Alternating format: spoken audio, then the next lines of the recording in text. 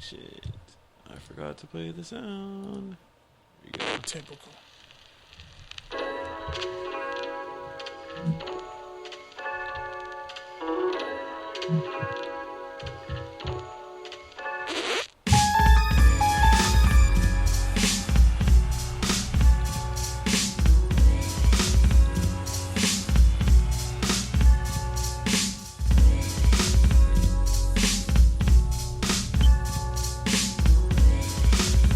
Why did I draft Ronald Jones? This motherfucker has negative 0.6 points, fantasy points. Well, I'm done on all USC running backs forever. The Tampa Bay is becoming the new Patriots, where it's like you just don't know what skill players to get because they got so many. Bro, my best running back is Kareem Hunt in this league. But I'm loaded at receiver and tight end.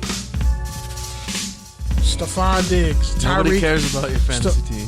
One of them is paid, so shut up. Stephon Diggs, Tyreek Hill, Kyler Murray, TJ Hawkinson, AJ Brown, AJ Green, Young Ho. What's up, people? Sony Michel, Dawson Knox. Are you done signing your fantasy team nobody cares about? Shout out to the Good News Studio. Shout out to the Good News Sports. Shout out to the FPC Radio. Shout out to S Squad affiliates. All your favorite podcast apps. It's your topical takes of the week. Touchdowns and tangents. I'm Pete D. Camarillo. I'm Kenneth Berry. And on the line with us, we got a very special guest, friend of the show. The Raiders writer that Twitter loves to instigate with now. One of our many DMV affiliates. A legend in his own right. He hates Sean Kingston probably more than I do. And that's a deep hatred. That hatred rivals slavery. And on top of that, man, yeah, those what's that app that everybody was on and it died? Clubhouse? Oh, Twitter Clubhouse. Like his rooms be dope. Spaces, you mean? Spaces, whatever. It's like WeWork but online. Like if nobody showed up to WeWork but you just had access to a room. I guess that's what this is on Twitter now. Salute to you, Mr. Phil Jones. What it do, y'all? What it do? Gotta get the ceremonial. Pixel loud.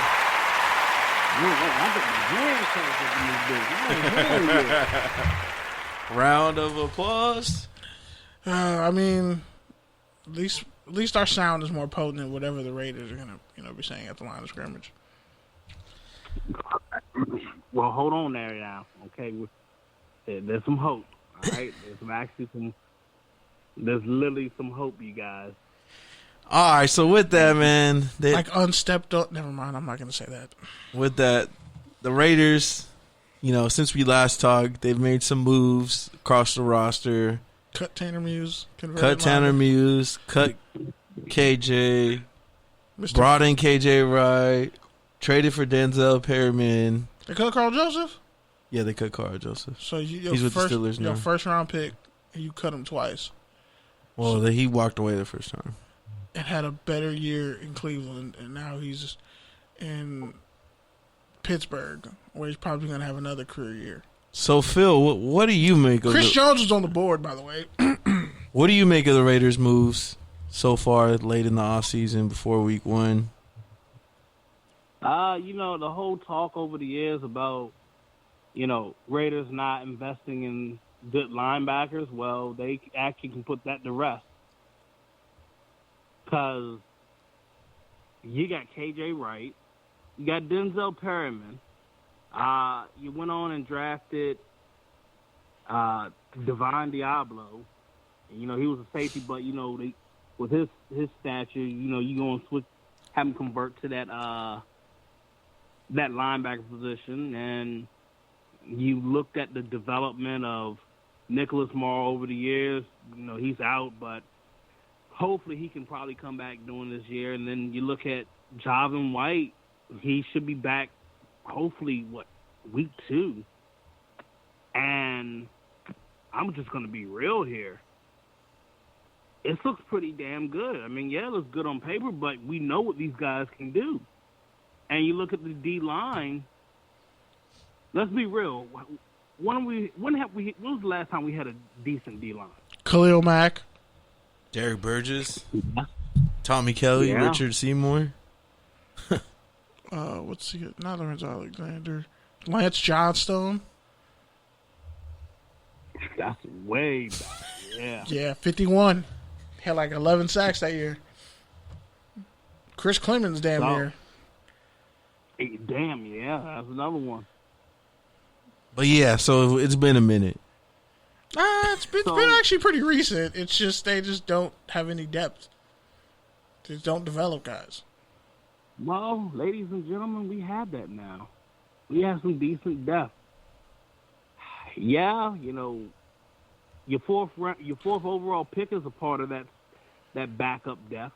But you know, it is what it is. But you get Malcolm Kuntz from out of Buffalo, and Kuntz, you know, he's only going to get stronger. I know a lot of people who try to say that, oh, he's weak and all, but he really isn't. And I'd take that any day versus having Arden Key out there whipping on sacks.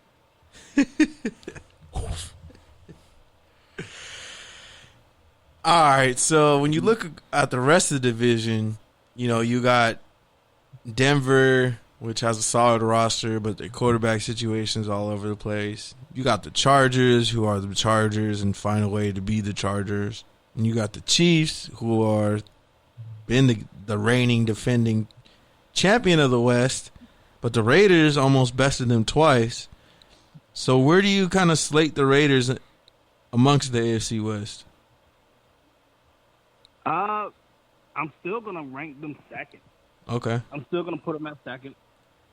If you really look at it, yeah, everybody wants to jump on this whole bandwagon with the Chargers, but the thing of it is, the Chargers really just changed over the whole coaching staff. They were close. They just had a ton of injuries that really hurt that team early on in the season. They were in a lot of games last year, but you switch it up. You have a defensive coordinator that was what? He was a first-year defensive coordinator, and then came over, and now he's a head coach. And then you bring in Joe Lombardi, who, I'm going to be real, when he was with Matthew Stafford, the numbers weren't good.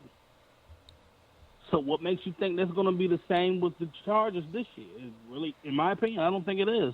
And, lo and behold, Austin Eckler is hurt again. Yep. And who knows if he's going to play on Sunday. So you factor in those things right there. And, you know, looking at Denver, like we said, that quarterback room is not that great. And we don't know if Bradley Chubb is going to be able to even play this week because he got arrested for missing his court date. Yep.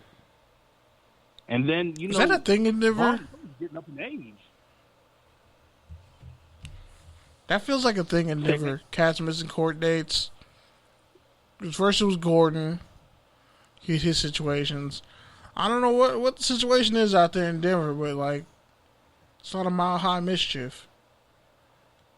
And with Bridgewater being the starting QB, do you really feel like they're going to take full advantage of that offense downfield the way they could if Drew Lock was starting? Because that secondary for the Raiders, it looks good.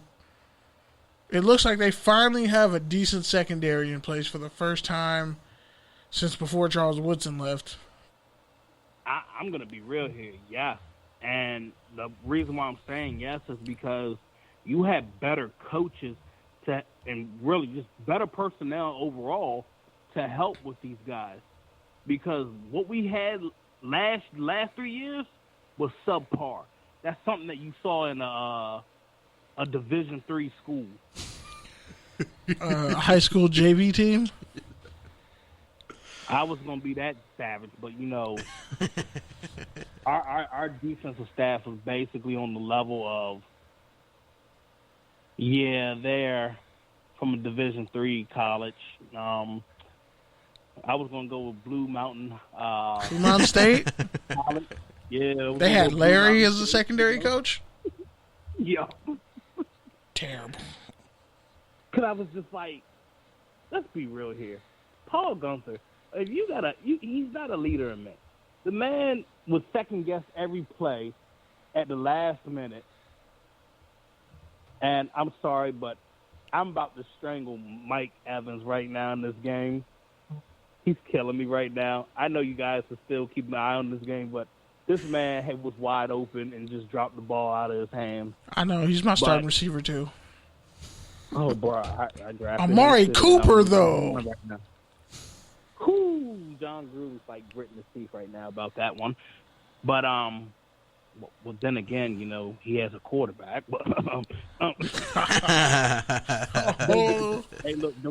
Hey, look, let me be careful. I don't need the tiki torches after me. Hey, why Keyshawn say Derek Carr is a top 5 underrated QB? Is an elite QB. Well, he was in his top 5. Yeah, these former players need to make sure they go see their primary position. I wholeheartedly agree. What's up with I think it's also part of Keyshawn. I think he knows what that is too. Like in terms of like Gruden, like he knows what it's like to be under a micromanager too. So I think that's why Keyshawn, he gives Derek Carr a lot of the benefit of the doubt. Because I mean, we all know Keyshawn is not a Gruden fan. The thing about it, like when he came out and said that, I was just like, I got this weird feeling like he's trolling, or exactly, you know, he's actually gotten into the Kool-Aid. Yeah, no, he's been not high on Derek Carr, but he gives Derek Carr the benefit of the doubt a lot. Like even when he had his radio show out here, he was always very kind of not defensive for Derek Carr, saying he's great, but just saying like he's not that bad. Like he's not the problem.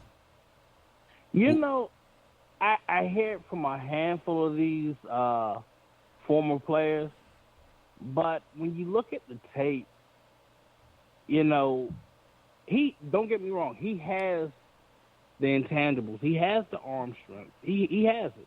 Yeah. But his mentality, he has mental blocks that prevent him from doing what he needs to do. Yeah. And I don't know if this came from like the past injuries that have really dampened him, but I mean, something's got to give. I think it comes from everything that we just said, like in terms of being enabled. Like you got to remember, this kid's been groomed to be an NFL player since he was 10, 12 years old. Like, yeah. So he knows he has it. He's always known he's had it. The problem is he's always been on subpar teams to where he has to be the savior. And it's like, yeah, he might be able to save you on a play or one game, but consistently you're not going to win a championship if he's got to be the one to pull you out of the mud every single game. And that's what we've learned watching him the past 7 years as a Raiders QB. I knew it watching my Fresno State, and that's why I was like, why would you pay Carr first over Mac? Because Mac was a true leader. You can galvanize around Mac.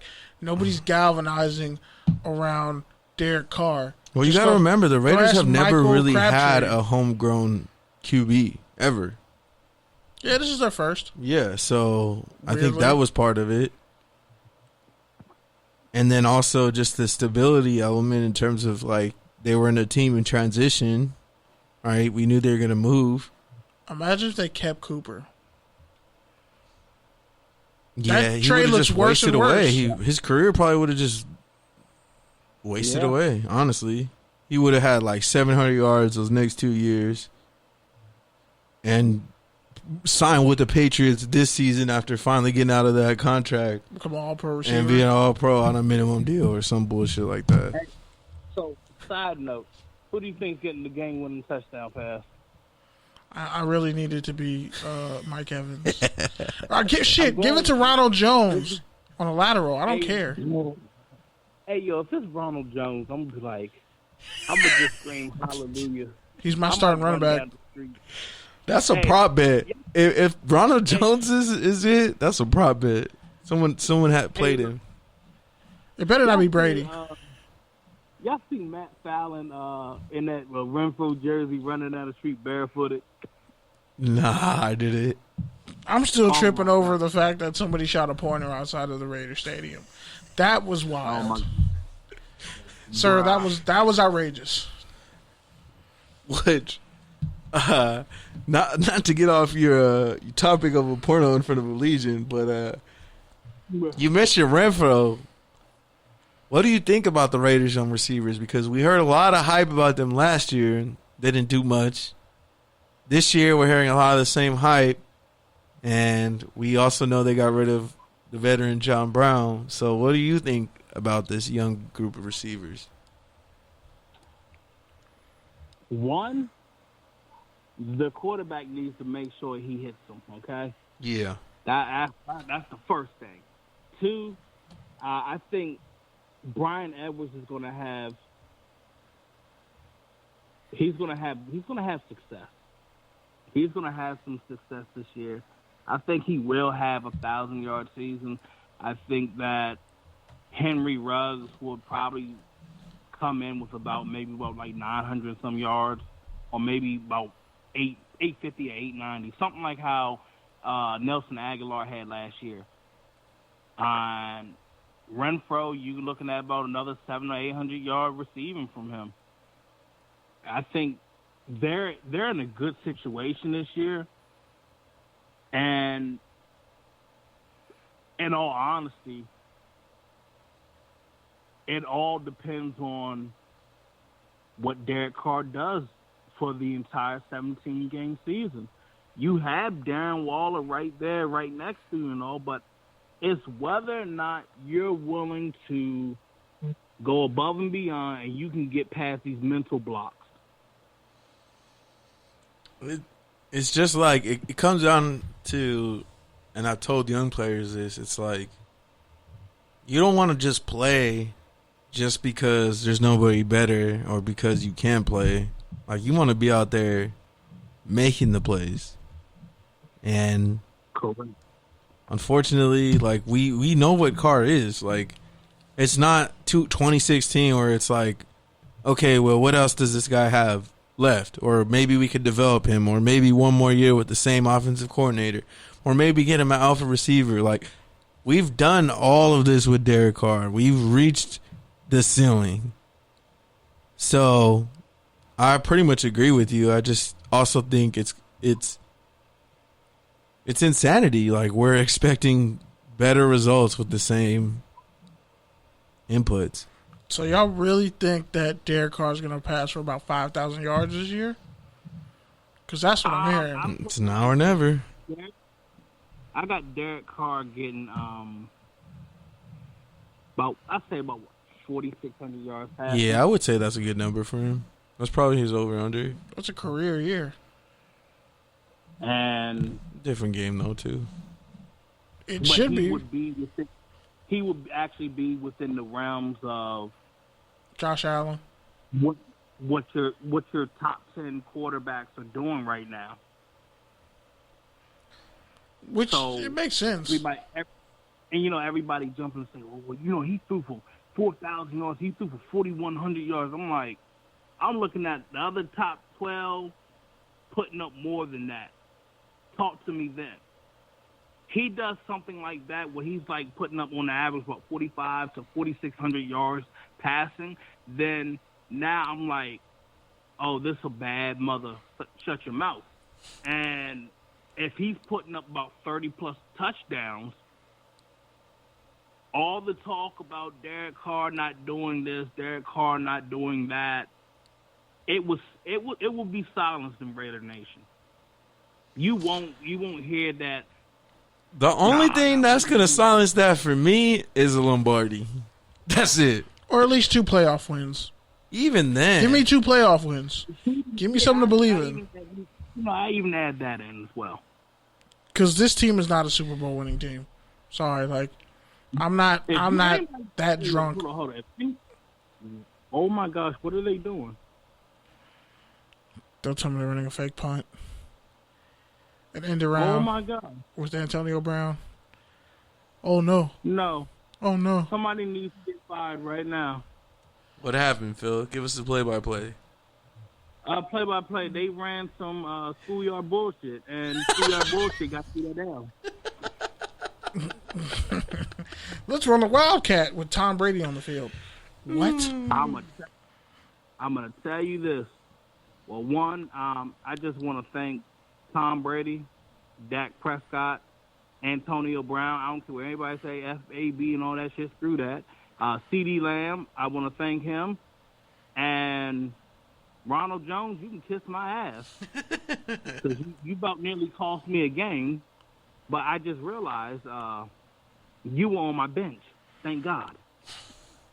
Yeah, I feel I need to thank Gronkowski because these guys actually helped me win my parlay tonight. I'm going to Vegas this weekend, and I'm going with $400 extra. That's beautiful. That is a beautiful thing. Are you covering the game? Are you going to the game? As a certain person say, well, hey, Phil, you going to be on the were you there on the sideline? No, I'm going to be in the black hole, motherfuckers. With the people. You got to be with the people. Those tickets are like $700. You got extra $400. No. Hold on. Let me say. Let me drop this. It's called Go on StubHub. Hey, I gotta thank my homegirl because she was like, right before I was about to buy them tickets off of Ticketmaster. Ticketmaster was like, definition of trying to drain your pockets thin. Tickets had dropped. Okay, I mean substantially. They had dropped. If you're trying to sit in like those like 100 sections or even the club seats, don't get my hopes up. You're looking at the lowest. You're looking to pay about club seat right now. You're looking to pay about what? Lowest about $490, maybe $500. I mean that's not bad for that level. It's looking like a play, bro. Don't tell me that. I will save up a month from now. I know a Cowboy homie who just paid $500 to sit 500 level at SoFi versus the Chargers. Congratulations, they just played them. Facts. Mother of God. Hey, look, I'm gonna just say this. I don't, there's gonna be folks that butthurt about this shit, but you know what? Yeah. I got my ass vaccinated. And you know why? One, I don't want this damn Rona have me in some ventilator sounding like Darth Vader and shit. Two, if you don't you don't want Sean Kingston to survive and then impersonate you. Yeah, if this motherfucker Sean Kingston becomes a journalist, I'm gonna snap. I'm gonna become a fucking serial killer to the highest order. Let me find out Sean Kingston's a Raiders fan. It's over, bro. Fuck this podcast. Hey, so look, I'm gonna be generous. I want to let everybody know what the ticket prices are now. If you try to go in them 400 section, it's about $200 something right now. Same with the 300s as well. Cause I want if you're vaccinated, you still trying to go to the game, but you think that they still got these high, outrageous prices. It's not. I'm willing to do everybody a solid right now and let you guys know. I was about to be greedy as shit. Be like, I ain't talking not a damn soul. I'm going to be real. That's how I was. I was like, I want y'all motherfuckers know and take one of them seats that I want. Look, you go in the club section, C131, row 7, the most you're spending is $558. This man is a godsend and a blessing. Now, if you want that, everybody gonna be 124. 124, you guys. Row 10, 420. Row 11 is 450. Row 25 is 350. Like, I can just go down the list for like a few of these, and like, I want everybody to get in and get their thing, 122. You know, they run at $315 right now for row 25. The Raiders and Chargers on Monday night just dropped too. Yeah, that's very interesting. I'm just trying to sell some Charger tickets so I can get Raider tickets. Are they at That's wild. Are they at SoFi? They're at SoFi for that Chargers game, right? Yeah, Monday night. You know what might be happening? I might just call off work. No, they might be getting ready. See, this is what's going to end up happening. And a lot of people didn't want to believe this shit, but, you know, Seattle started doing the same thing because now you got to be vaccinated to go in that stadium. Oh, yeah. I think that's the same thing that's about to happen to SoFi. Biden just dropped it. He said, my job just hit me up saying, yeah, like, for pretty much places of employment, businesses with 100 employees or whatever, everybody got to get vaccinated. Yeah, and, I've talked about this, like, on my show, and, people don't want to try to, like, tune in and hear, oh, they talking about this shit. I'm like, you better hear this shit. I'm going to tell you this. Ladies and gentlemen, if you listen to this shit right now, I'm going to be real and be blunt. Don't let shit fuck your money up, all right? If they need you to get the fucking shot, get your fucking shot so you can get your money. Don't let them fuck your money up because you didn't want to get no damn shot. I feel it. Stay home and can collect unemployment right now. They cut that shit off. I'm still waiting to hear this magical story about California Golden Gate fucking checks. Stimulus is coming back. I'm like, hey, man, when I see $600 in my bank account, I believe you. Till then, that's a lie. All right, man. So I know you're optimistic about the Raiders. So let us know why we should be optimistic about them. One and two. What's the worst? Right now? Yeah, what's the worst case scenario for you? And give me some Tanner Muse honesty. Oh my God! You mean like fire you on your birthday? Oh, fire you and then hours later on your birthday say happy birthday to the dude we just fired? Oh, yo, they were like, delete it. Delete. He's up there round pick. Fuck it. So I'll say this. If the Raiders didn't get KJ Wright, if they didn't get Gerald McCoy, at best, I saw the Raiders, and they also were, like, going with whatever the hell they had right then and there at that time. I saw the Raiders going at best, 10-7. Yeah, that's pretty much what I've been. I had them going about 9-8, but they went on and made the adjustments, adding. I was like, damn, are they really going to have Farrell starting? And then I really thought about it, and then I was like, no, they're going with Max, and then they're going with Yannick, and then they're also going to have Gerald McCoy within that rotation now, and then now you end up getting KJ Wright, and then they're like, oh, well, we're still also confident in Devon Diablo to mix it up. Main part on that, you look at how the defense has been, and they had fault as well as the second half of the offense collapsing, not being able to score in the red zone, and then that was the other thing. Looking at adding Kenyon Drake, and then now you have Foster Moreau back in his number 2 spot. That's the plus. And now I'm gonna just say another thing. You just had Zay Jones make this roster again. Now, I'm going to say this. Zay Jones, whenever he's open, he catches that ball. When he's not on the spice. Hey, man, what we're not going to do is sit up here. Ain't him and Marvin Jones related? It's Zay Jones and another Jones that's related. And I think they both went to East Carolina. But we're not going to sit up here and just slander people on Spice. Because, like, 3 of your favorite players were on Spice. Robert Nkemdiche, Tyrann Mathieu. Ew. You should be about Robert Nkemdiche because, boy. That's what I'm saying. Just, whew. That was a bust that I took. Mario Edwards Jr. I'll hold that one. But you know, with Zay Jones, look, I keep telling folks, I'm like, if you throw to him, I'm telling you this, you're going to get the yards and you're going to get your touchdown. The times they kept throwing to him on that left side, who was open? Oh, wait, yeah, that's Zay Jones popping up there, and he ended up getting a score. And him and Carr have a pretty good rapport, too. At practice. He's my emergency bailout when I fucked up and didn't look at my second read.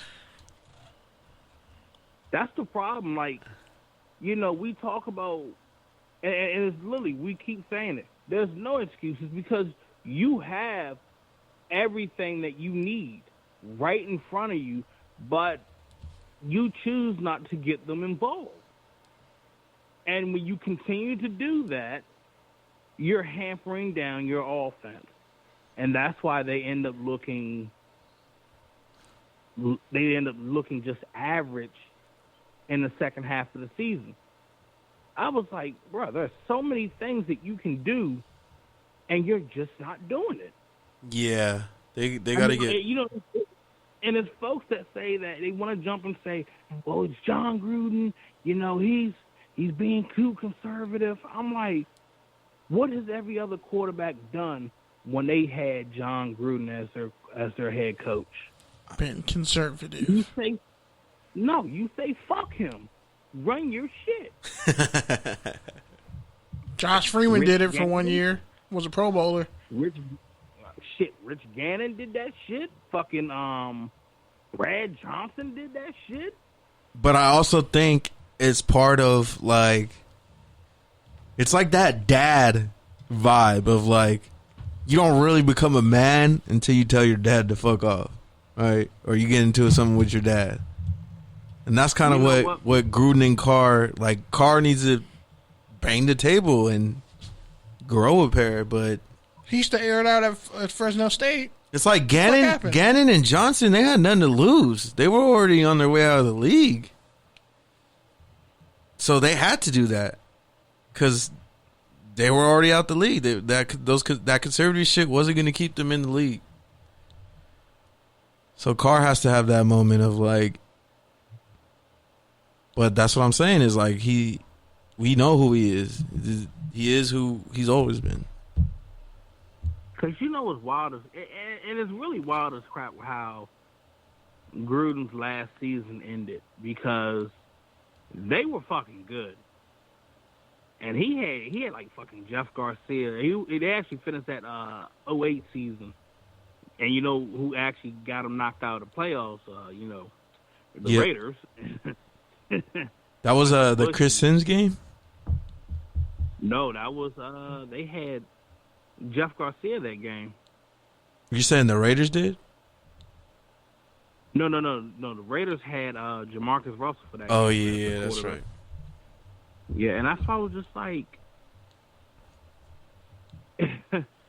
Raiders, that's what I say with John Gruden. I'm like, John Gruden had the pieces, but John Gruden was being cheap with certain guys that he was getting. Like, let's be real. If you really look at it, some of these guys were like low-key bargain bins. But I think that's what the thing is with Gruden, though. Is like, that's why I keep going back to the dad thing, where it's like, some people love Gruden and they want to play for him. He gets the most out of mediocre guys. But the top players, the alphas, they don't want to be talked to like that. They don't want to deal with that shit, like you said. So, and no, it's true because I'd say that John Gruden, like with some of these younger guys, you got to know how to talk to them. Like, yeah, I mean, I can't really. Granted, it's some of these guys that be running their fucking mouth thinking that, they're the any Ohio State corner. All the Ohio State corners. USC QBs? All of them. But the thing of it is, you look at some of them, and you're just like, you haven't done shit in the NFL. You running your mouth. until you give me a full 16-game season or 17. Just start there. Just start there. Start every game. Let's just start there. Then we can talk about Pro Bowls and who you locked up. Hey, you know who hasn't been running their mouth? Who's that? Jonathan Abram. Well, I hope not, because he ain't got a lot to talk about. Exactly. Like, bro, I don't care how the fuck you pronounce salmon. Get a pick. Can you spell interception? He did get 3 interceptions. In a game? Where was I at? Jeff Heath got 3 interceptions. At college? No, during the season. Jonathan? I mean, there's a whole lot of messy shit in between, so I'm going to need to see 5. I'm going to need to see 5 to 7. If he can get 3, he can get 5 to 7. Just look at all your tape where you fucked up. You can probably get 3 or 4 more interceptions. It ain't hard. Nah, he had 2 interceptions, but he had 2 interceptions. He had a fumble recovery. But like the thing of it is, and especially with Jonathan Abram, I'm gonna just get that off my chest. He's gonna be your box safety. Don't look for him to drop back into coverage and be that, like, oh yeah, we can have me deep back in the coverage. No, you're gonna be playing that strong safety, buddy. And I'm going to need you to handle any running backs on that flat or tight end, and I'm going to need you to knock their dick in the dirt, okay? That's all I'm asking. And if you fuck that up, we're going to move on from you. Cam Chancellor got picks. That's all I'm saying. All right, man. So, to close it out, what's the worst-case scenario for the Raiders? So I got them going 11-6. If worst, and absolute worst case, absolute dumpster fire. We're talking Lane Kiffin at the tarmac. Worst case scenario. After the ASU game? Oh, Lord. Oh, no. You talking Randy Edsall retiring again after a beatdown last week? I got Raiders going the worst case scenario. Raiders would go 8-9. And that's enough to get another year of Gruden? No, you'll have Gruden. Mayock? But Mike Mayock will be out of the door. Derek Carr would be out of the door. And we'll be getting another 5 years of Gruden. And he's going to get Keaton Slovis, because that don't work out great. No, you'll get another 4 years. You'll get about another 3 or 4 years. Yikes. Damn. So that means he really will have basically played out the contract. Oh, Gruden is playing out that contract. See, like I said, look, the whole thing is this, and what's going on. And now and I can go back and I'm gonna just try to wrap it up real quick. I know y'all trying to wrap this up, but y'all had the talk. You heard the rumors of Derek Carr getting his extension and all that, but it never happened. Yeah. It didn't happen during all season because, especially after that Falcons game, he looked like horrendous crap. So you see that everybody else was getting their money this year, and you also saw that Colton Miller got his money. And you see everybody right now have done extensions or readjusted their salary so the Raiders could figure out money. I want you to think about it right now. Why didn't the Raiders do that with Derek Carr? That's a great point. That is the true definition of this is Derek Carr's last chance. All right. So with that, Phil, why don't you let the people know where they can find you, what you got coming up, social media handles, all that good stuff. Well, as always, y'all know y'all can find me on Twitter, the good old Instagram at Phil Jones NFL. Probably going to run an Unfiltered Truth show before I fly on off for this weekend to meet you lovely folks down in Vegas. Hey. Probably hit up stage door and, have some tequila and all that good shit. But, that sounds pretty much it. And then Monday Night Football. I need a full review of Allegiant Stadium. I need to know Where's the concession stands at with the good beer and no line? If you can find your way into the stripper area, best bathrooms. I need a review of that space. He said he need to review the bathrooms. I heard that shit. Hey, somebody said just no, it ain't like the Coliseum bathroom. You know how the Coliseum bathroom is. Yeah, you should have seen me at the Raiders and Rams preseason game at SoFi. I was talking mad shit to Rams fans. Hey, bro, they said SoFi bathroom. They said, like, you sit on one of the toilet, they got water that shoot up there. I don't know about that. I didn't take a shit at SoFi, but I could imagine. They got bidets. All I know is when Raider fans were walking in, I was just saying, "Welcome home, welcome home." And then we were in the bathroom. The Raiders chants were loud as shit. You could hear them like as soon as you walk in. It was wild. Just know. Yeah, we're going to have to really get them chants going in Allegiant. Yep. And it's going to be, look, Monday night's going to be fun. This is going to be something that we all been waiting for. And like I said, if you're in that section 124, it's going to be lit right off the bat. You know, motherfuckers going to get drunk, tore up. They're going to be falling on their feet like back in the Coliseum. But I'm fucking excited. You should be, man. I'm excited for you. I wish I was going. And you get to see Lamar. That's just a bonus. Hey, look, I just need Lamar not to call for me, bro. Don't call for slide for me. Protect your knees and your immune system. All right, Phil. We'll have a great weekend, man. Be safe. We'll be following along, resharing, doing all that great stuff, man. Keep up the great work. All right, man. Appreciate it. Hey, if these tickets keep dropping down, you might want to finesse that joint, bro. I might have to hit the Affirm on one. I just got paid. I'm gonna be real. The 3 monthly payments. Hey, Affirm you do. Affirm does wonders for the credit score. There ain't nothing wrong with that. As long as your credit score ain't saying 200 or some shit like that, but you should be good. But if you choose to get a ticket, I think what's going to end up happening that either that Friday night, tomorrow night, or that Saturday morning, between Friday night and Sunday morning, I say, them tickets going to probably be in the hundreds. So if you see it, I'll be grab there. it. Just say fucking go. I'll be there. Because this is going to be the game you want to be at. I'll be there. If they drop that low, I'll be there. I'll drive. I don't care.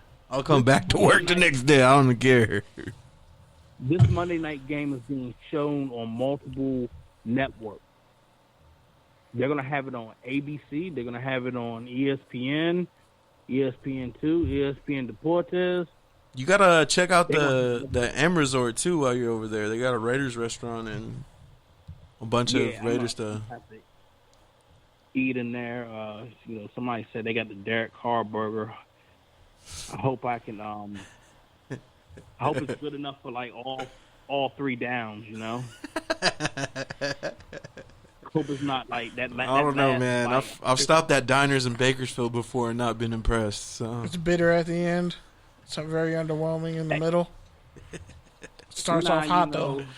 I hope that last bite's not like a dud thrown in the ground. He got extra mayonnaise on the burger. Thinking of that 2017 season. You know what? Let me leave Derek Carr alone because I think he's really going to get this shit done because he didn't heard my shit to the point where his brothers didn't block me. His mama didn't block me. His daddy didn't block me. Now, his wife, I guess, like, damn, he must be telling the truth, so you got to step the shit up. So he hasn't blocked me. So I haven't got all the Infinity Stones. All right, Phil. Well, thank you, man.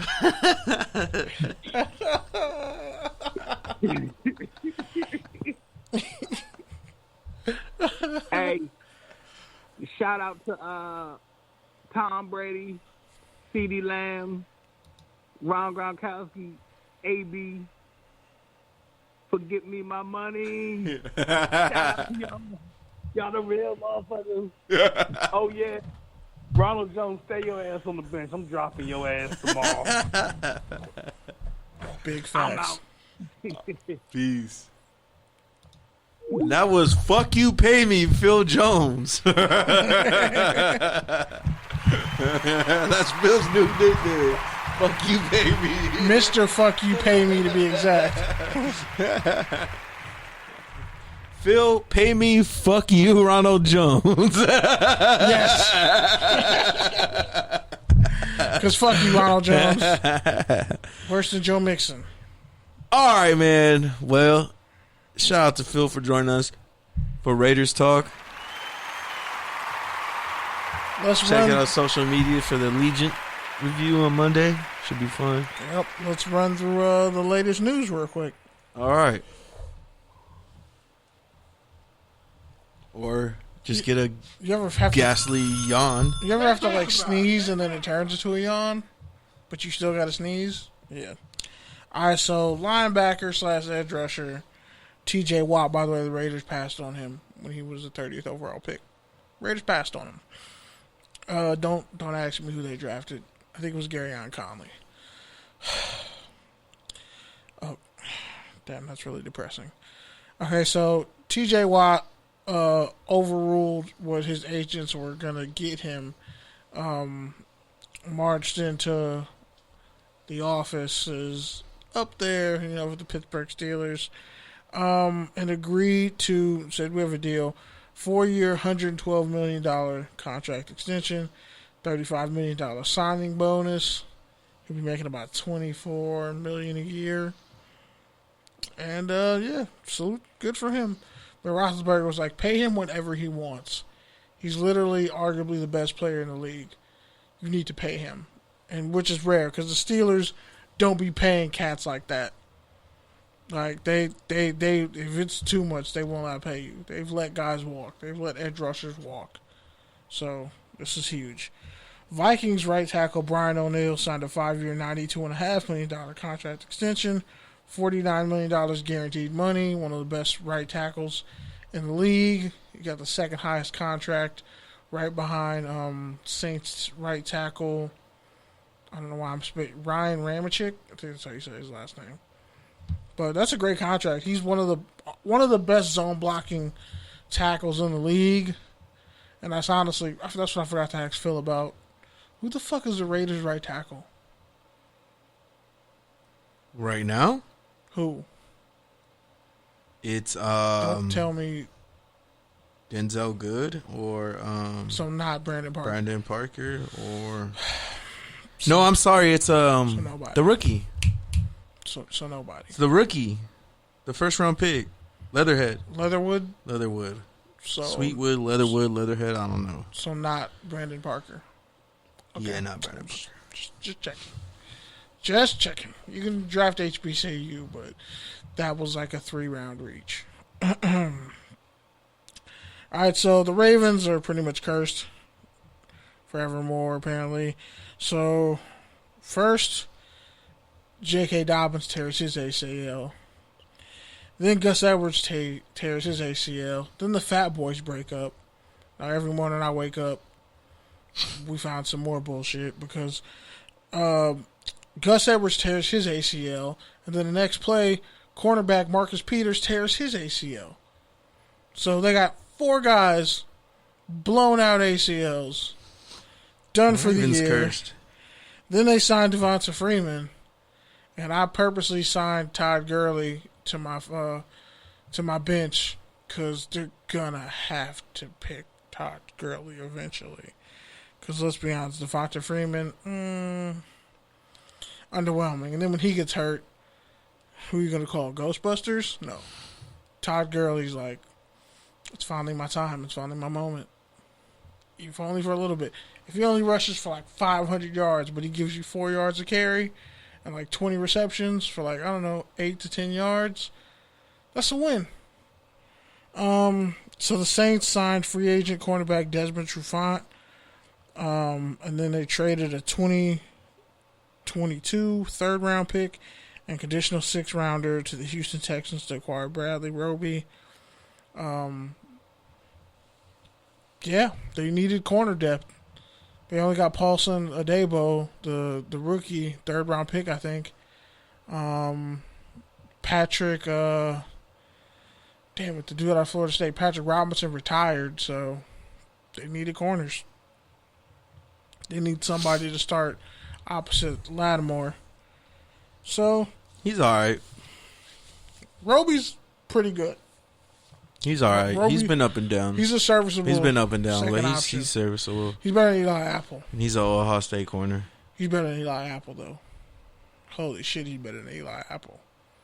I think I could probably catch one on Eli Apple. I don't know about that, bro. Just cheating, just catch a pass as he's walking by. He's like, what the fuck was that about? I'm joking. I obviously can't catch on an NFL corner. Let's be real. He still runs a 4.4 flat. He's a freak athlete. All right, on the college football news.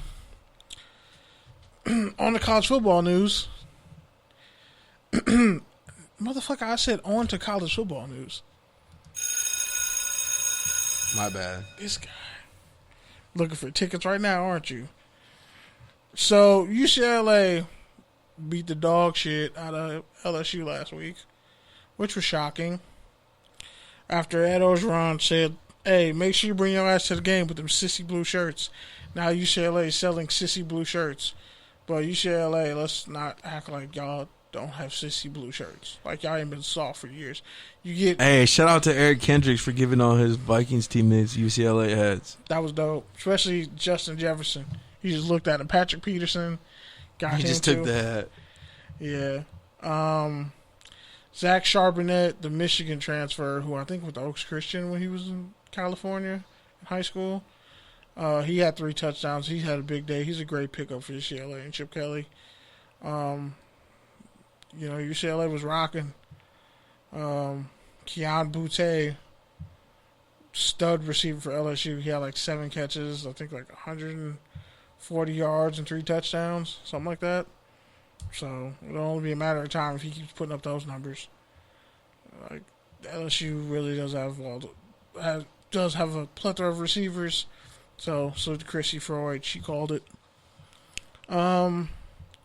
Also, crazy stat of the week. Oh yeah, Georgia beat Clemson. I think it was 7-3 or 7-6. It was 10. It was some low scoring ass disgusting game. You didn't need to watch it. I'm glad I didn't watch it. Neither one of these teams is beating Alabama. But whatever. Crazy stat of the week. So Nebraska beat Fordham 52-7, right? Fordham linebacker.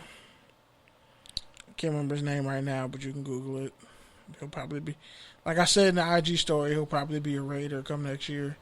The Raiders will definitely draft him. John Gruden will love him. Call him a Gruden grinder, some dumb shit like that.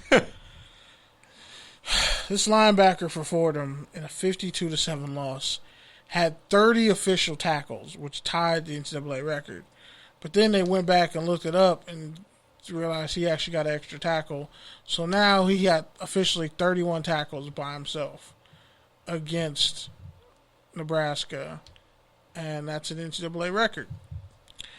And he owns the record by himself. And everybody was like, yeah, the Fordham linebacker, I think it was 47 or something. They're like, he's a beast. I'm like, Nebraska's trash. One dude got 31 tackles by himself, so that means to tell me Fordham probably isn't that great either if that dude is getting all your tackles. What's your D-line doing? There's no way you're feeding all the tackles, all the traffic to him. So, that's a hell of a stat. Oh, yeah, and an NCAA record was broken. The coach, the infamous high school coach who never punts, his team went on to beat a team 84-43.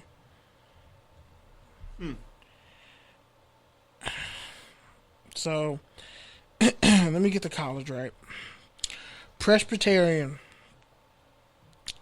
So Michigan transfer Ren Heffley had a record-setting day, his first start for Presbyterian, tossing an FCS record 10 touchdown passes to lead the Blue Hose. Yes, I said that correctly. The Blue Hose to an 84-43 season-opening victory over NAIA member St. Andrews on Saturday. Kevin Kelly coached his first official college game. He was picked for the job after leading Pulaski Academy of Little Rock, Arkansas to 9 state championships and 216 victories in 18 years. That's a lot of state championships. So the Blue Hose moved up to Division I in 2007. Their backup QB, Tyler Huff, also threw 2 touchdown passes, so then they set a team record of 11, which was actually set by David Klingler and the Houston Cougars to win over Eastern Michigan in 1990.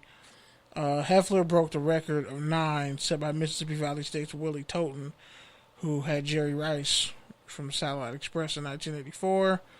The record was tied by Portland State QB Drew Hubble in 2007. Huffley went 38 of 50 for 538 yards and 10 touchdown passes. He didn't throw an interception either. Huff, the backup, completed 7 of 9 passes for 63 yards, 2 touchdowns. The freshman receiver, Jalen Witcher, had 5 catches for 156 yards, 3 touchdowns in the first half alone. Another guy, Matthew Rivera, had 8 receptions for 137 yards, 2 touchdowns, and 7 other receivers caught a pass. And his touchdown passes consisted of, these for all the yards that the 10 touchdowns went for. So one touchdown pass was 1 yard, another was 62 yards, the third was 79, the fourth one was 36, then a 9-yard touchdown, a 25-yard touchdown, a 5-yard touchdown, another 1-yard touchdown, 49-yard touchdown, and a 6-yard touchdown. So yeah, the Blue Hose out here dropping touchdown passes. Imagine scoring 43 points in the game and losing, but your defense gave up 84. Like, does the D coordinator get fired? Because they didn't punt. Yeah. Like, Presbyterian didn't punt at all. They just kept going for it. Because the odds are, if you don't punt and you just keep going for it, you're going to end up scoring more. That's what he became famous for in high school. So, if you score 84 points in the game, the whole defense getting fired? Yep. Or you just chuck it up to that was a gimmick offense? Both. Damn. Really? Both. It's both. You don't look like, you're like, fam, what do you want me to do? Like 40s on the D, like okay, 40s on the offense, 40s on the defense.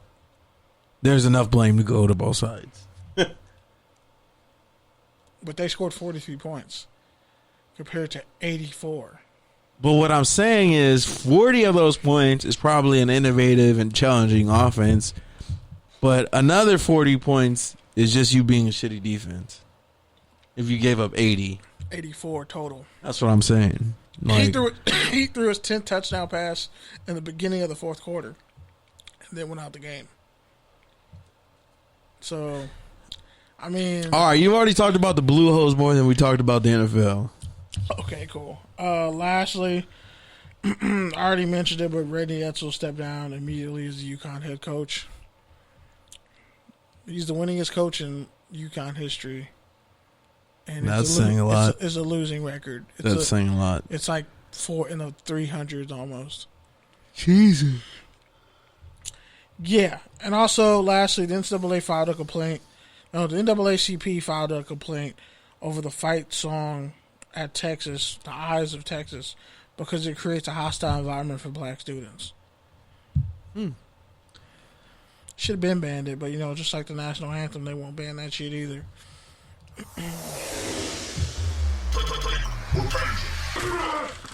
All right, first up, Ed Sheeran's pregame performance. Take your tangent. I didn't see it, so that's for you. It shit was shredded to dash. Bro, everybody's like, why the fuck would I want to listen to Ed Sheeran before I witness and choose violence? Like, the tweets, just go back and look at the tweets on Ed Sheeran performing. the pregame show to welcome back football, they picked Ed Sheeran to do that. Name the toughest Ed Sheeran song you know. I'm yours. That's not even him. That's Jason Mraz. Is it? Yes. This is awkward. I always thought that was him. No, he ain't been out that long. It's Jason Mraz. Go ahead, try again. I don't even know what an Ed Sheeran song is. You've never heard an Ed Sheeran song? Well, Don't might be his toughest song. That's about it. It's the only one I can think of. This dude's so damn ugly. He's ugly, bro. He has so much more money than everybody that we know. All right.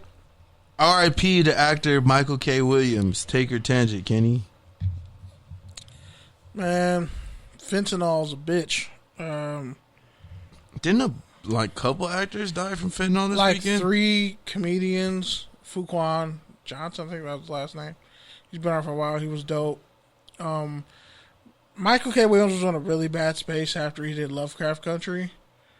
It took him. Sometimes actors they dig deep for a role and it takes them to a really dark, fucked up place. They can't get themselves out of it. Yeah, don't be. If you're gonna do dope, you gotta just know that probably your drugs are laced with fentanyl. Most all drugs are laced with fentanyl now, unless you're doing weed, and even then, check that shit too, because spice can kill you too. Get off the cocaine. It's really sad. 50 Cent's a piece of shit though for how he pretty much made fun of his death to promote some shit he was doing. Like, honestly, 50 don't realize, what if one of those bullets, what if a 10th bullet hit you, bro? Maybe you should shut the fuck up. It's not funny. Fun fact I saw on a IG meme account, which I don't know if it's real, but supposedly Tupac actually helped Michael K. Williams get his first role. Yeah. Where he broke him under the scene. So I thought that was cool. All right, and then the last one, you could just say that one in touchdown or turnover. The next one, that's funnier there. Yeah. The next one, Quentin Portis was found pled guilty. He faces up to 10 years in prison for fraud. For those of you who don't know, we talked about it a few months ago, but essentially what him and a few players were doing were taking the NFL's, I want to say either the concussion lawsuit or the painkiller lawsuit.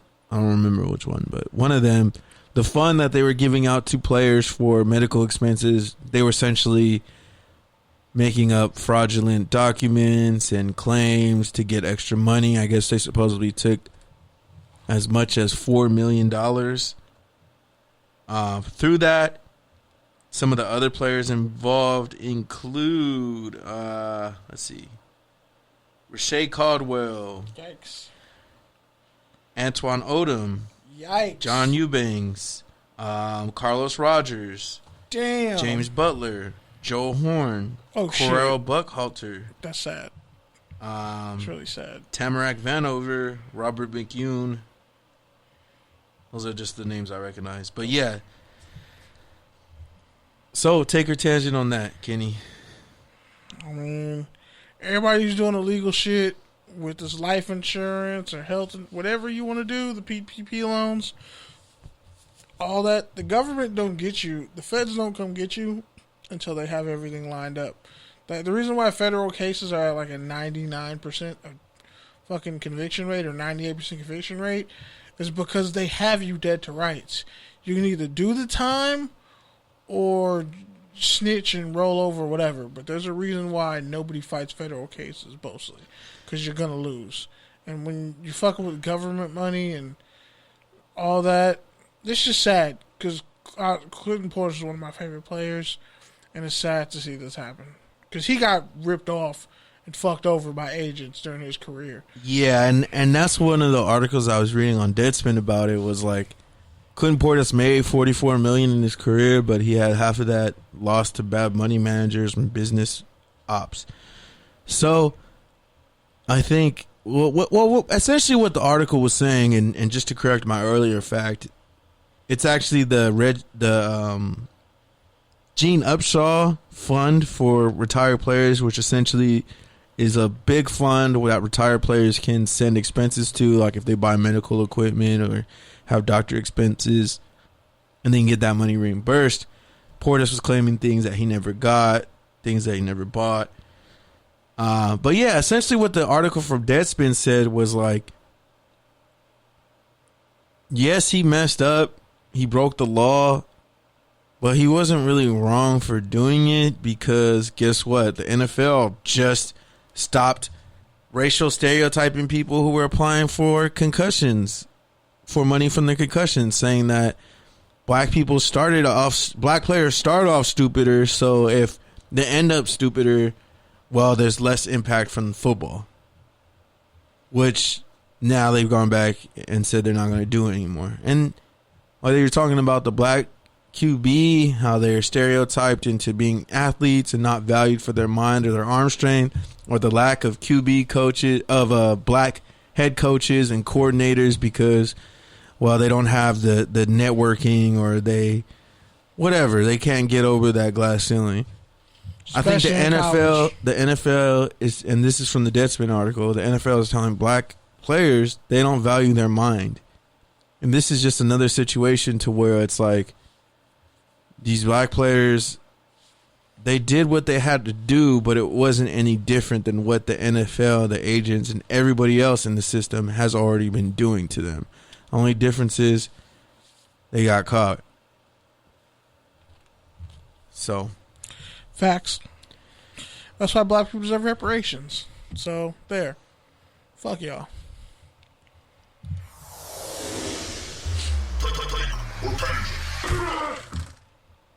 My homie was saying, he was like, at least to start. It's touchdown or turnover. At least to start. Oh, I'm sorry. Should be touchdown or turnover. But yeah, just real quick tangent. But he was saying, at least to start, all black people should just get military benefits, like just off the start. Cause like monetary? that's a whole GI Bill. That's benefits. That's small business loans. That's, all sorts of different benefits that will really help black people advance and live better quality lives. So I thought that was an interesting idea, at least to start. Yeah, I mean, they came up with all this money for Asian hate crimes that apparently just came out of nowhere. Yeah, like it's a lot small. So there's just this massive Asian genocide in this country for like the past 20 years. That's what I'm saying. None of us noticed it. Like, it's a lot smaller. It's a lot easier to do that. No, it's more like there's pressure coming from Asian countries. Like, yo, you can't fucking treat our people like this. And don't sit up here and blame the fucking COVID outbreak on China. I mean, I think that helps. Like, I think it also helps. That Stop Asian Hate shit came from. I think it helps, and I think it also helps having not a stereotype, but, having a lot of, I don't know how to say it politically correct, model minority clout. But that model minority resources. The model minority is bullshit because Asians sell dope, do drugs, and kill more people than black people do. Look at the fucking go to Arcadia. Look at literally Asian gangs like that have been around for hundreds of years. Like, it's not a fucking game. What does that mean? What I'm saying is because it's perpetrated that black people commit the most crime, are the most uneducated, are just the worst across the board, even though there's so many things that disprove that. And if we're 12% of the population, how the fuck are like 60% of us almost locked up and in prison when we're not committing that much crime? When white people literally commit the same crimes and get probation. That's not what I'm saying at all. No, but I'm saying you can look at the crime statistics per group and you can say, okay, it doesn't make sense that if this group is doing this much crime and this group is doing just a little bit more crime and this group that's the majority of the country is doing way more fucked up wild shit, but this group is the only group being consistently punished. It's not fair across the board. That's not what we're talking about. No, but I'm saying that spreads out. It's not just one aspect where black people are being treated like shit and then you see other people getting some form of reparations or whatever, they can get it. Oh, because there's less of them. But that's a cop out. You have the money to do it. You just don't want to do it. That's my point. Because you don't have to. Because, like you said, it's easier to give it to somebody else. You don't have pressure from those foreign countries. One. Yeah. Two. Because we got to foot up Africa's ass, so they're not going to come save you. Two, as you mentioned, right or wrong, Asians have a less intimidating stereotype and dynamic. So it's easier to just... Are you familiar with the Yakuza? Like, hey, let me extend an arm to you. Like, let me lift you up. That's a media perpetrated stereotype. I can find you videos everywhere of Asian men beating the shit out of black women in stores. But everybody's like, stop Asian hate. But are you going to stop that? Because that's still going on to this day. So that stereotype in itself is bullshit. Black people are typecasted as just fucking monsters in media. In American media. It's not even media. It's the beginning of time. It's not even media, though. It's everything. Yeah, which is my point, which is why it's like, all this is going on. You talk about the Clinton Porter situation. Like, that's sports is a microcosm of life. They got popped. But how many white dudes who are formerly retired, who are doing fentanyl, doing drugs, selling dope, you never hear about those people. And they're out there. Hockey players who beat their wives, you never hear about them. But you hear about a black player doing the slightest fuck up in the NFL. We've talked about this for a plethora of fucking years, but bottom line is, like, the suppression of black people in this country has been ever present since black people built this fucking country and got no credit for it and no monetary, reciprocity for it. Because I got dead ancestors, like, only 2 or 3 generations old. Like, I can go back to, like, my grandfather's father. Like, he had land and people in his family were murdered and it was taken from him. So, it's a fucked up situation. But anyway, the first thing for touchdown or turnover, and this one you're going to get a kick out of because I had this dude on my fantasy team and quickly cut his ass after it happened. So the Saints pretty much cut Latavius Murray. And tell me if this story sounds familiar. They cut Latavius Murray hours before he was supposed to get a $3 million, salary bump. Because he didn't want to take a pay cut. So they cut his ass. That kind of sounds like something familiar in Oakland and maybe something when he was in Minnesota. Feel bad for the guy. Because he put out for the Saints. But they're like, we're strapped for cash. We really need you to take less money. Even though if Kamara goes down, you're our starting running back. He's like, no, I'm not taking a pay cut. And they cut his ass. So now he's a free agent. It'll be interesting to see where he goes. Latavius Murray, the one player from that draft class that actually I think is still in the league. That Raiders draft class. He was what, like a 6th round pick? 7th round pick? He worked his way up into something. Salute to him. Yeah, so I would say that's definitely a turnover because that's fucked up. Like, NFL teams can get away with that all day long. He's a running back. But I'm saying they can get away with that shit all day long. They can just forfeit your salary. You're owed this money, but we're going to cut you hours before so it doesn't fully go into effect. Like, that's dickish. Like, that should be a player. Should have played baseball. Should have played basketball. Everyone says that, but it's still dickish to do. But it's like you picked the wrong position. It's also dickish to not take a pay cut when someone asks you to take a pay cut and you're the second string running back making a bunch of money. $3 million. I could see why. I don't think he really deserved $3 million, but you didn't even think he was going to get on in the Saints. You thought he was going to get cut last year. Yeah, but still, like, if you're gonna make the money, I'm not gonna take money from you that you negotiated for. You negotiated for this price.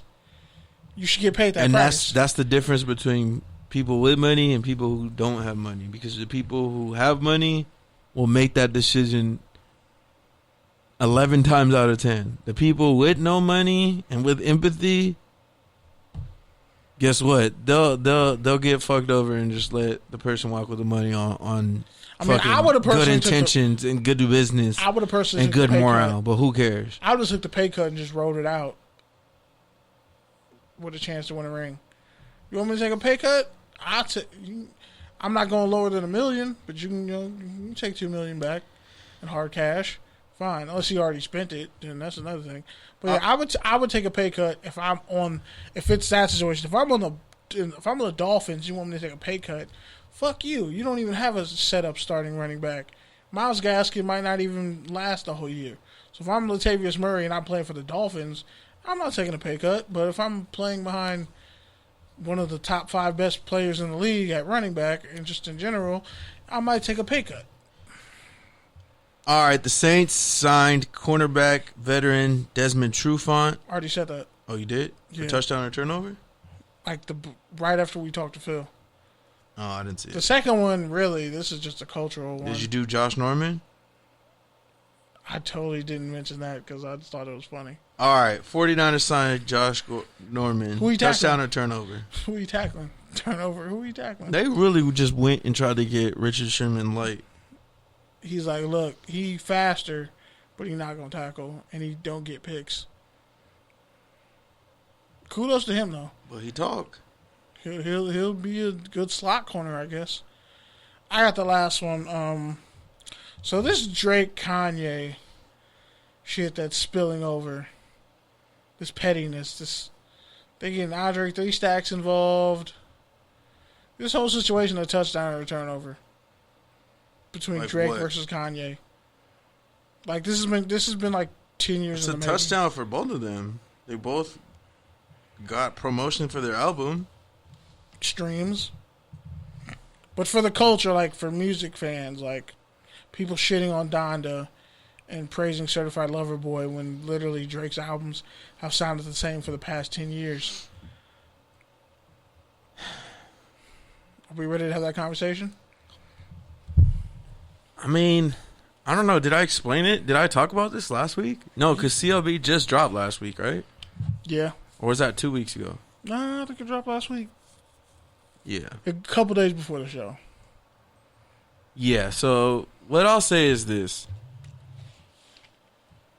If you liked CLB, it's probably because you like to sing along to Drake. You like to dance to TikToks. You like to run back a few subliminal bars and listen to them over again. Like, you like the memes. You like the video. You like the billboards. You like all that goes around the hip-hop and rap game.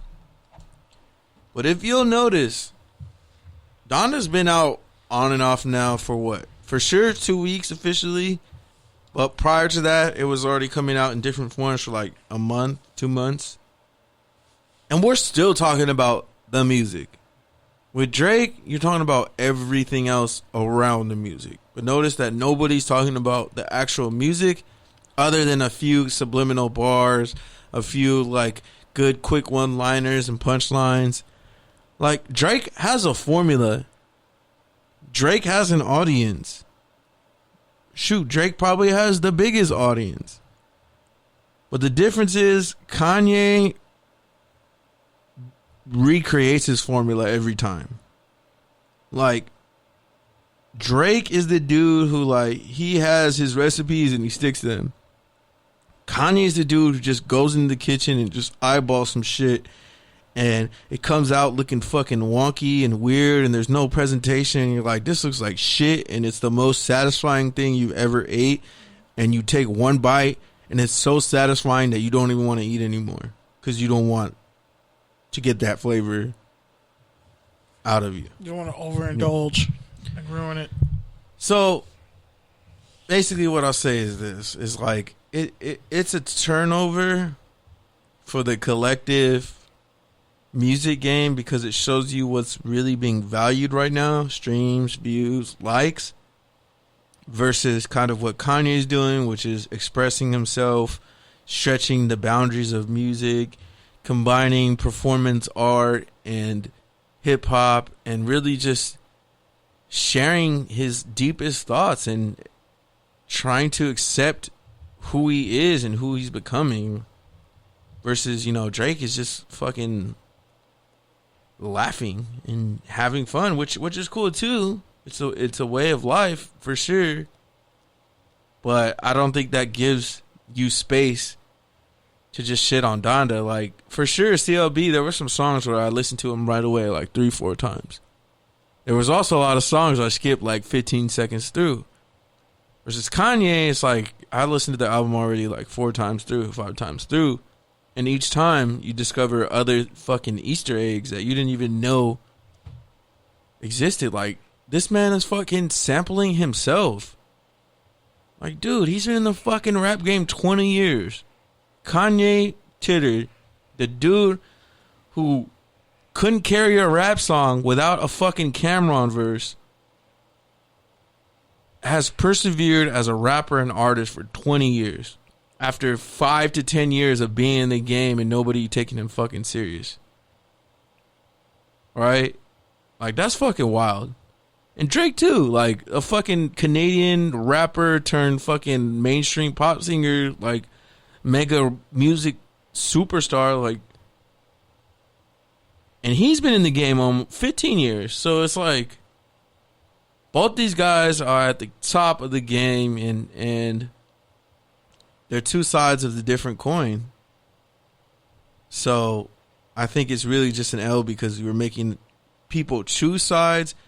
When in reality, there's enough music and enough ear time to go around. Like, you really don't have to pick a side. It's really not that serious.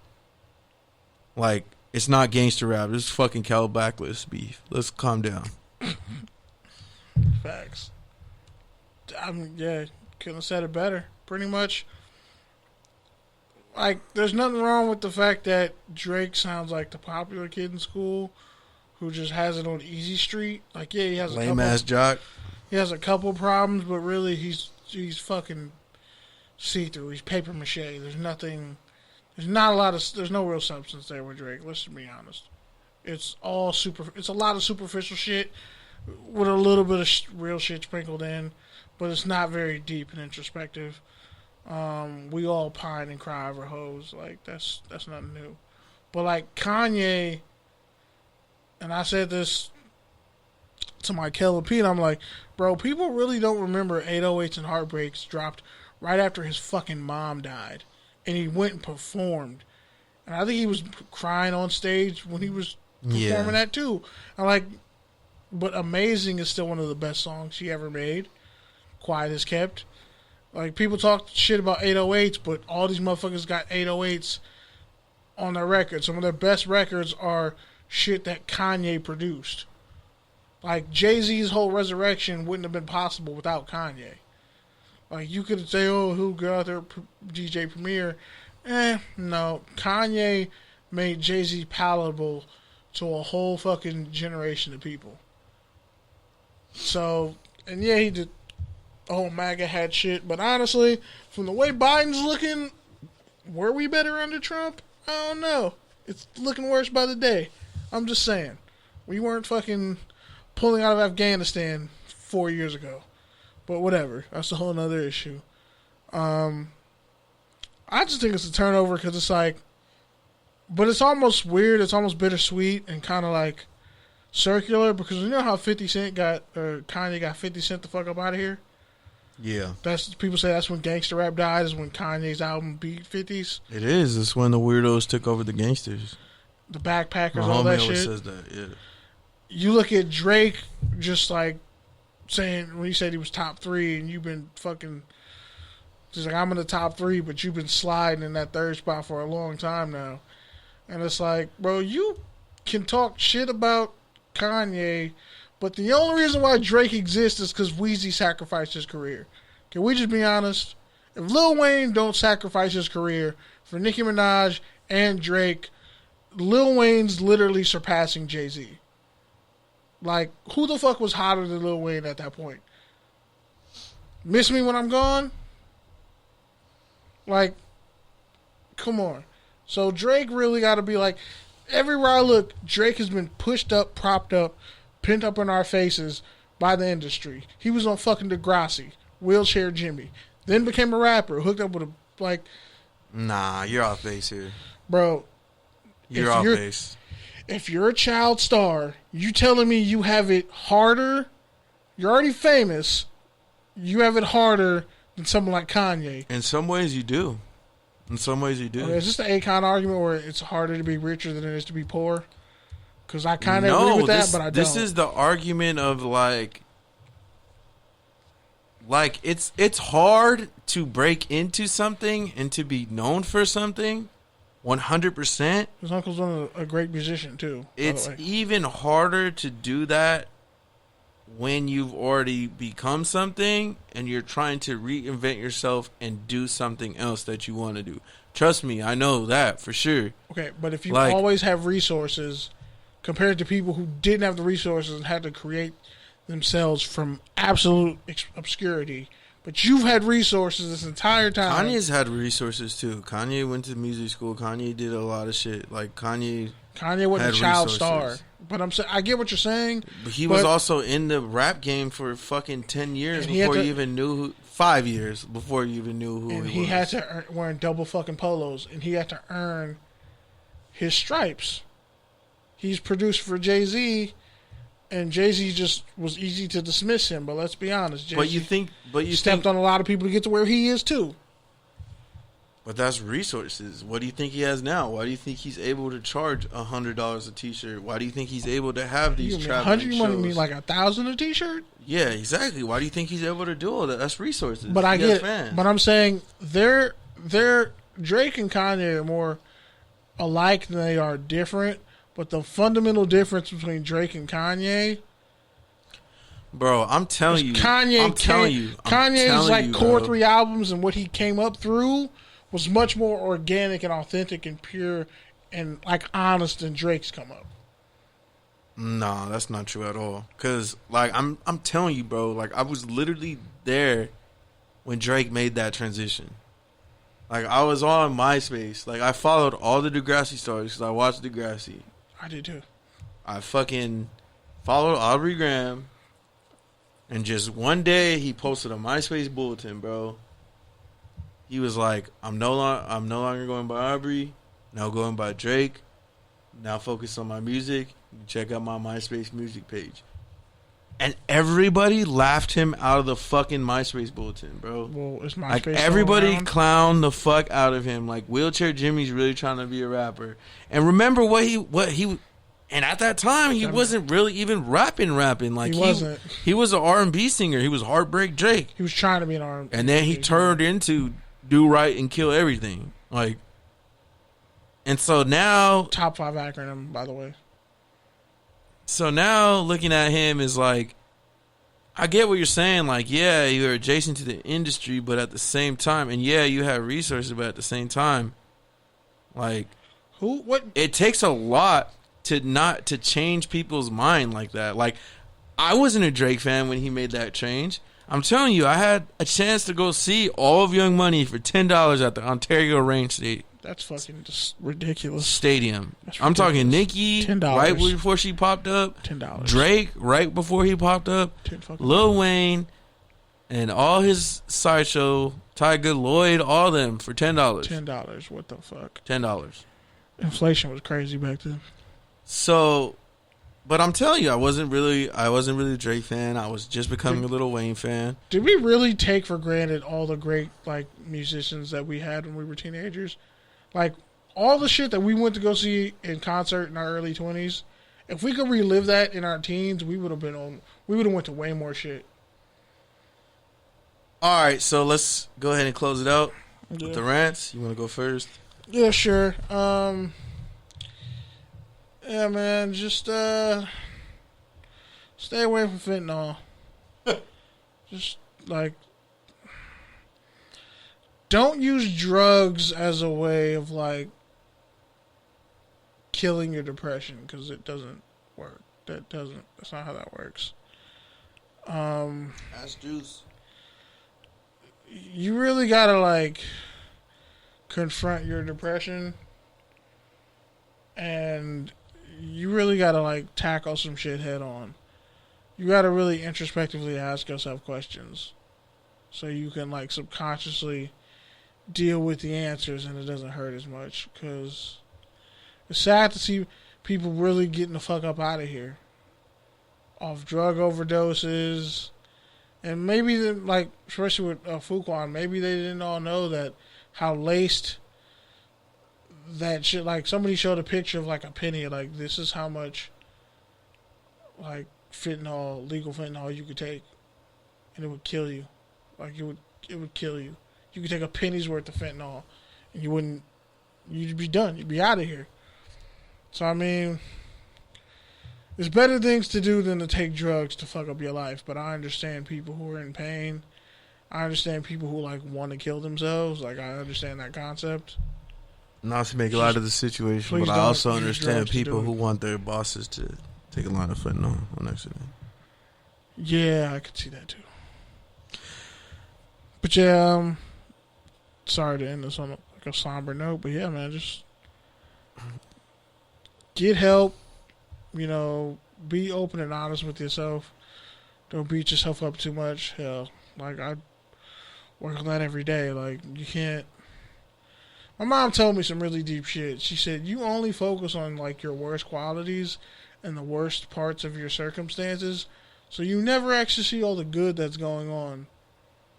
Like outside of that, so you're just in a perpetual state of like negativity, and you don't have to be. You can come out of that. So that's some shit I've been thinking about. So yeah, hope that advice finds you well. Stay off fentanyl. Yeah, I'll just close out by going back to the point that we're talking about earlier. The tangent that we got on, and I'll just say this, like, always follow the money, man. Like, right here when we're talking about reparations, you know, I think the reason why it's much easier for Asian people to get that is because guess what? Their median income is twice that of black people. It's like 35% more than any other minority. And the other crazy thing about that I just learned right now while we were doing this podcast is the income disparity between Asians is the greatest, right? So that means the lowest of the low and the highest of the high are the most separated of any other minority group, right? So that tells you that as high as their numbers are, like, there's a good amount of people at the bottom that are bringing those numbers down. So to Kenny's point, they're all across the spectrum, but the money dictates things. And when you have a group that's a smaller group, has all this money, has all this outside influence, it makes sense. And I'm not saying that it's right, because it's not. But if some shit doesn't make sense, it usually makes CENTS, and you got to follow the dollar signs. So I don't know if we'll ever get reparations for black people in this country. I mean, I think the easiest way to explain it is essentially playing the game of Monopoly and having all the white people go first for hundreds of years, going around the map collecting $200, and just having all the black people sit there and watch. Try playing Monopoly that way. How the fuck are you going to come up when every spot you land on is already owned by somebody else? Right? At some point, you're just going to want to fucking land on jail so you don't have to pay anybody. Right? And that's pretty much what happened in this country for a long time. How do you correct that? I don't know. I'm not a econ expert or a finance expert. But I would say that giving some money to compensate for all those times that they didn't go and collect $200 is at least a start and makes sense. But yeah, so I'll just end on that. Other than that, man, it's football season officially. Week 1 started today. Depending on when you listen to the show, it might be starting tomorrow, it might be starting right now, whatever the case. Football season is here. Enjoy it. Get some wings, get some food, get some beer, get some margaritas, hang out with your family, pull up the multi-screens, hit me for the stream links. Nah, I'm just playing. But nah, for real, hit me with the stream links. Shout out to your favorite podcast. Shout out to X Squad affiliate. Shout out to FBC Radio. Shout out to everywhere you can find this podcast. Touchdownsandtangents.com. We got some new stuff coming up for this season. You're going to love it. And our 5th anniversary. It's like next week. September 24th? Yeah, I think it's like next week or 2 weeks. That sounds right. The first episode that was published, it says September 24th. The Touchdowns and Tangents pilot, which was our first episode, like as Touchdowns and Tangents. All right, y'all, stay safe. And pray that Deontay Wilder fucking Tyson Fury fight doesn't get canceled because Tyson Fury's on the juice and I'm fucked up out here. Peace.